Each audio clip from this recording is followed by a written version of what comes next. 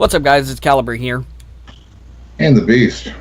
Today we are coming to talk about pods and AIOs because mine is not a pod, mine is an AIO. It's a very, very, very confusing subject because they classify this as a pod, but it's not really a pod. It's an AIO. You can change the coils, so yeah. But gonna preference this. I've had this for 4 weeks now. Absolutely love it. What I'm really surprised about is the fact that this coil head, the 0.12 ohm coil head for Nick Salts, is lasting this long. I've never seen any coil head last 4 weeks.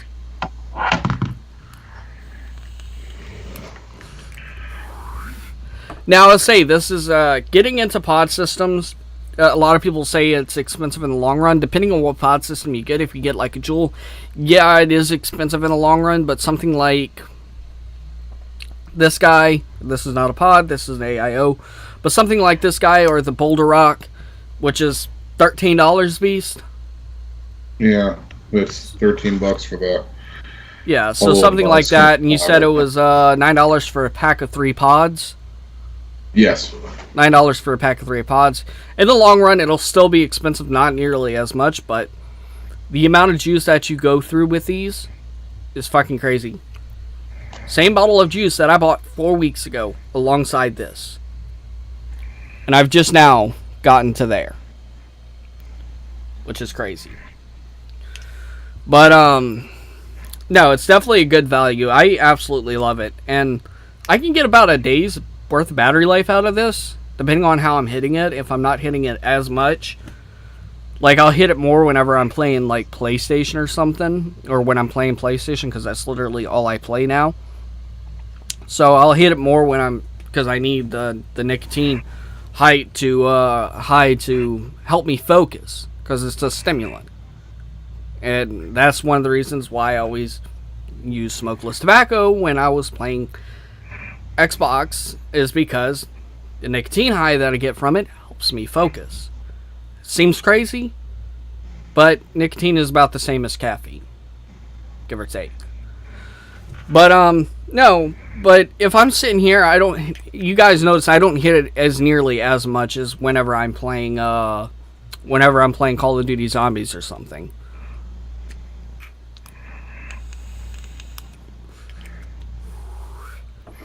But I love the way the throat hit feels. It's a smooth throat hit. It's not making you want to cough. Nick Salts are amazing. But go ahead and talk about yours, Beast. Yeah, absolutely. Like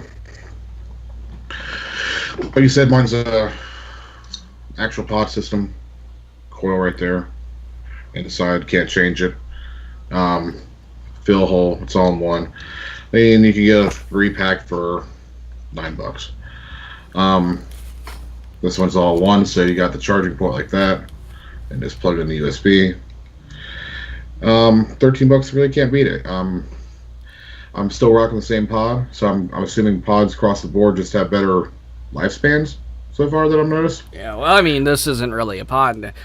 I think this is my theory, because I've been vaping for 3 years now.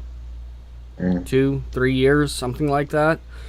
And my theory is, and I've noticed this with higher resistant tanks as well, higher resistant coils will last a lot longer than lower resistant coils. Which is why I think Smok, with their lower resistant coils like 0.2, 0.15, those type of coils, I think that's the reason why they don't last as long.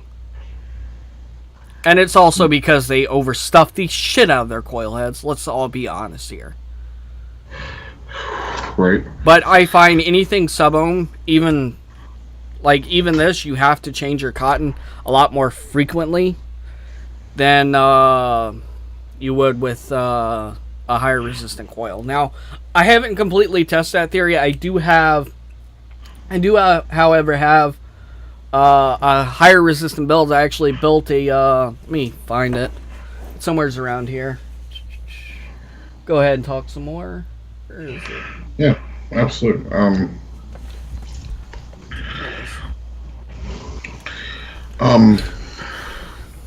But again, like I said, this is really kind of entry level. I kind of want to get into like what he's got, the all-in-one. it seems to be more up my alley, really. Yeah. I mean, but that's nothing to knock against like this kind of device, the Juul, other ones of that nature. I don't think I would like it if it was like one of the pre-filled pods. Like you can't fill them. I like the fact that I can fill this up with any juice that I want. And the cool thing about pods is they'll pretty much run anything, even CBD oil, even though it's been just recently banned. Now I use some really dark juice in here, so it's gonna look a little funky, but I don't know if you can see that, but that's a little what is this reading? New coil, yes. 2.89. It's a tiny ass coil. I used 28 gauge Kanthal. But we'll go ahead and take a hit off of it for you guys.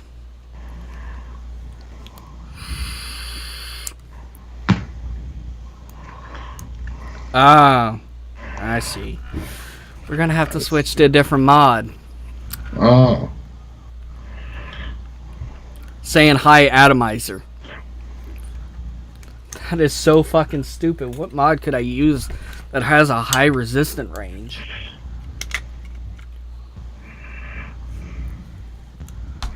I know.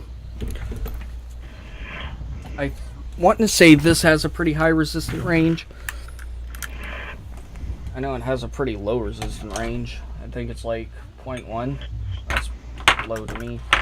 Just grab my 3 batteries. And yes, these batteries are married, guys. I would never put myself like that. I would never use unmarried batteries. And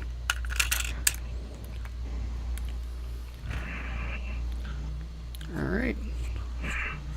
Just go ahead and take that off.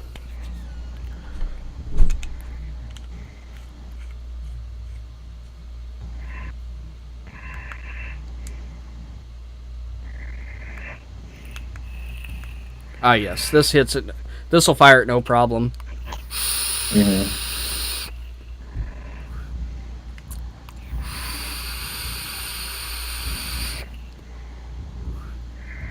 Doesn't have much flavor though because the juice is old. But it works. This is also a flavor chasing RDTA, so keep that in mind. But I experimented. I built high, and I kind of do like it.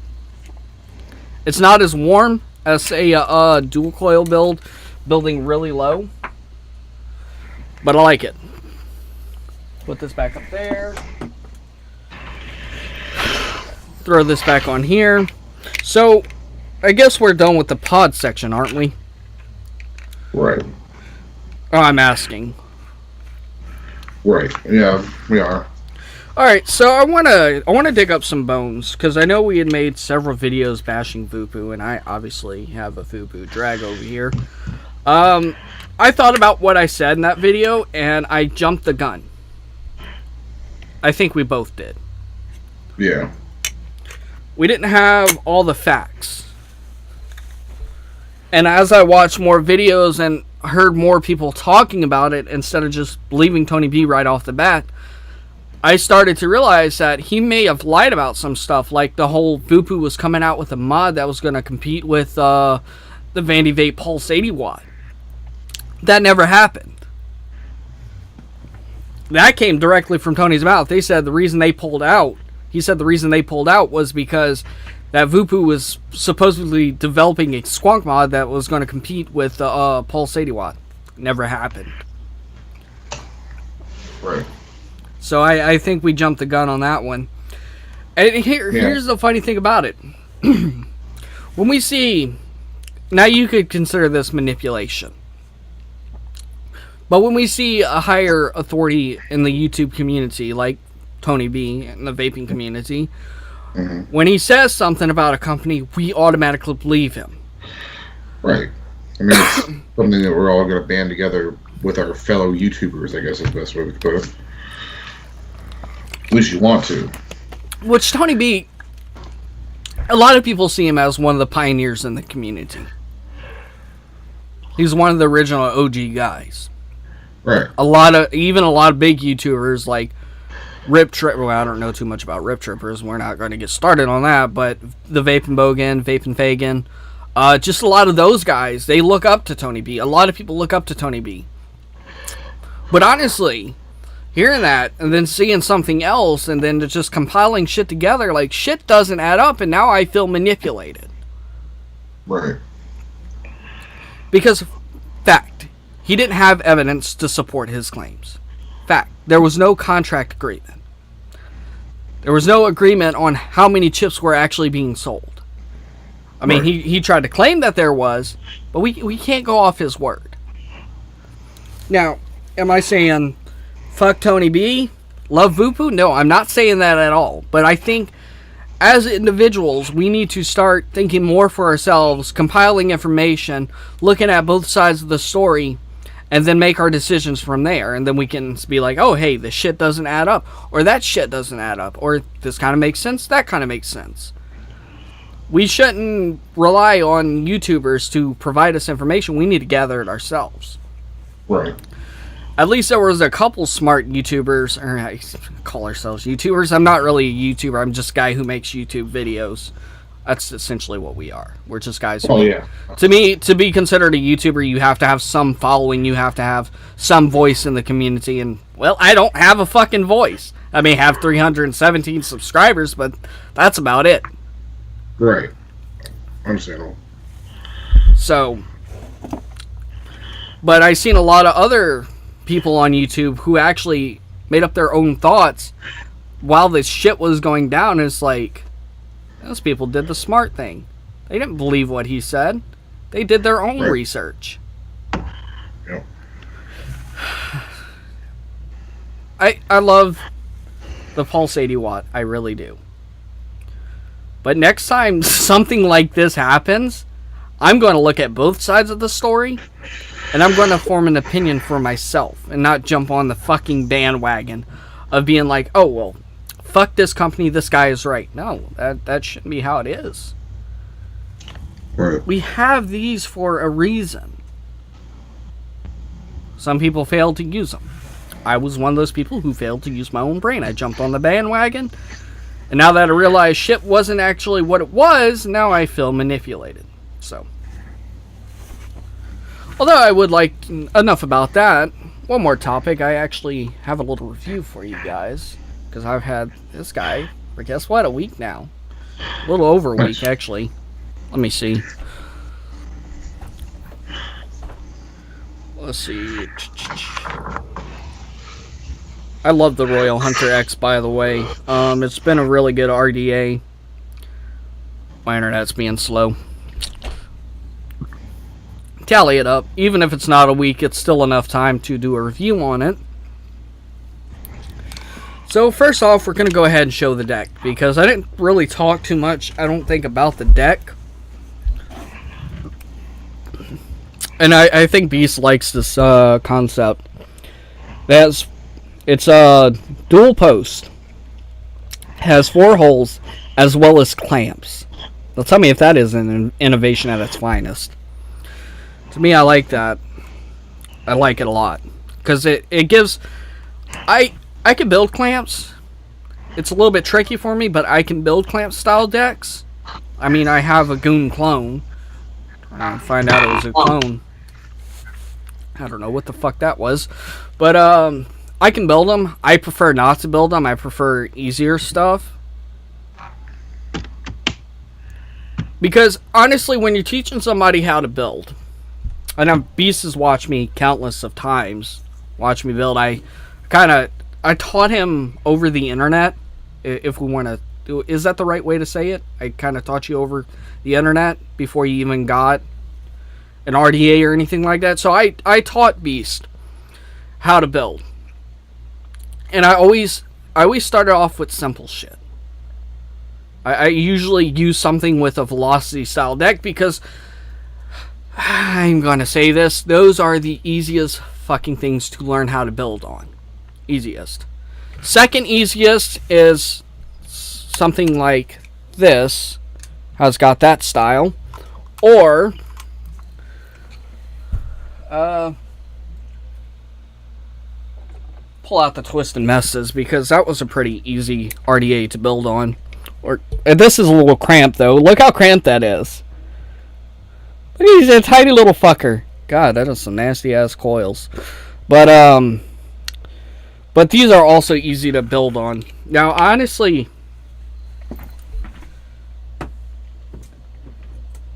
I'll tell you one interesting concept to build, or one interesting deck that I built on. This was a hybrid. If I can get the cap off. Alright, so here's some coils that... What are these? Oh, these are... I think these are Nichromes. Nichrome fused Clapton or something like that. But, that's a... It was a pretty weird deck to build on. Now, one deck I absolutely hate building on. I'd rather build on a fucking... Build on a clamp style deck.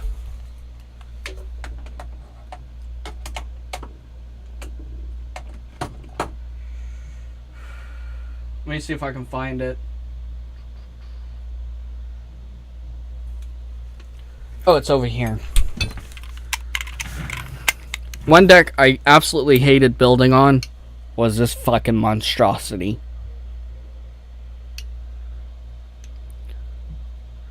Because if you look, there's 2 screws there, then 2 screws there.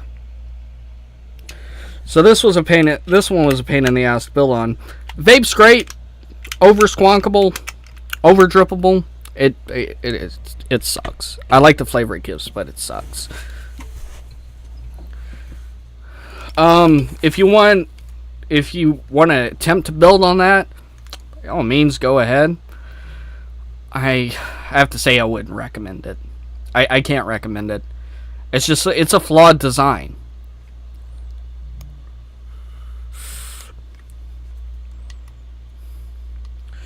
Turn this back up to 90.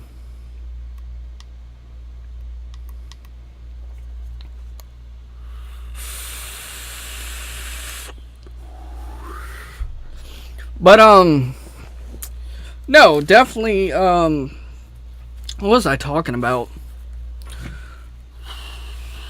We're talking about building, wasn't I? I can't remember what all I said. But on a serious note, though, teaching somebody how to build on a clamp style is a fucking pain in the ass. It really is. Even though I like the Goon Clone, it was fun to build on. It was tedious at times. You had to make sure both coils were even. But I tell you, because I rebuilt that for a friend, and I ended up buying it from him. But I tell you, from the build that he had in there, which he didn't need a fucking dripper. He did not know how to fucking maintain it. He didn't know how to put fresh cotton in it. When I pulled the cap off, looked at it, I'm like, what in the absolute fuck went on here? The cotton was so old that the center was burnt completely out. But I tell you, the coil he had in there wasn't bad coils. I think they were mixed twisteds.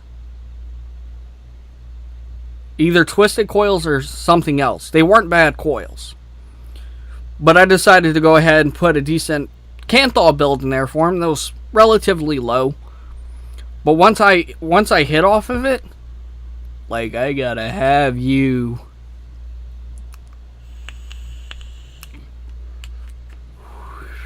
But no, I like it. It vapes great. And it got me into the world of well, can I say that? What did I get? No, I got my Goon first before I got the Dead Rabbit. So it gave me a taste of no, it did not. Because I had the Athena at that time.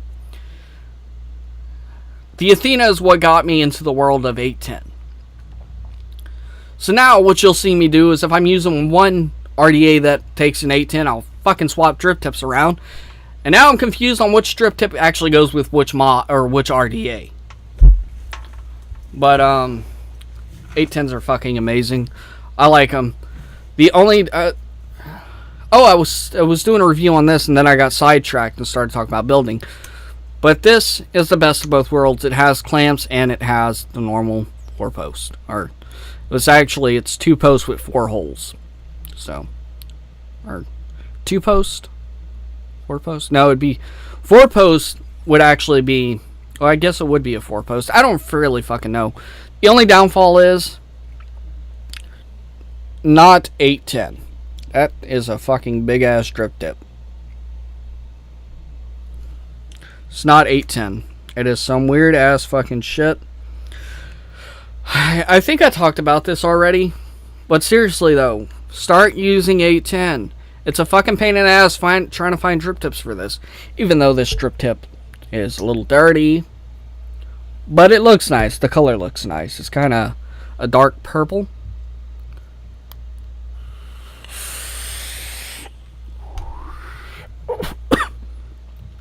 Now, I would recommend that dripper. I give it a 7.5 out of 10. That's a pretty high standard. 7.5, that's a pretty high rating. Considering it's a cheap, I think I paid like $45 for it. It's cheap. A little bit more expensive than the Dead Rabbit, which I recommend the Dead Rabbit too. Dead Rabbit's on, honestly, I don't have a list, but Dead Rabbit's really high up there. It's probably number 1. This being number 2, just because I like the airflow. And then you got the recurve at number 3. And then my Temple and Twisted Messes are at the bottom, just because they're ridiculous, oversized drippers. That's really, in this day and age, serve no purpose. We got small ass drippers with immense airflow, and that's really all we need to cloud chase. Now, I do recommend 30 mils if you want to do some crazy intricate builds. Like fucking big ass builds, but as far as an everyday vape, no. But this was a treat to build on. It was easy to build on. I just have some nichromes in here. I love nichrome. Hopefully Beast will give me some more nichrome soon. Because literally, I went to the vape shop the other day. When I went to get cotton and juice, I was looking at some of the extras. I was looking at wire and shit. The only thing they have in nichrome is 36 gauge. And I'm like, what the fuck? If you're going to carry 36, why not carry 20, 22, and 20 gauge nichrome? I don't fucking understand it. So Beast is my fucking supplier of nichrome. But, what are you vaping on, Beast? You're vaping on with the Dead Rabbit, right? Yeah, see, even he loves the Dead Rabbit. Even though he got the Drop Dead, lucky fucker. I do have the Drop Dead, but I kind of have that right now set up as a dripper right now. Yeah. But, recommend this. 110%. Anyways, guys, if you enjoyed the video, leave a like down below. Don't forget to comment and subscribe. Don't forget to subscribe to S13_the Beast. Anyways, guys, this is Caliber and Beast signing out.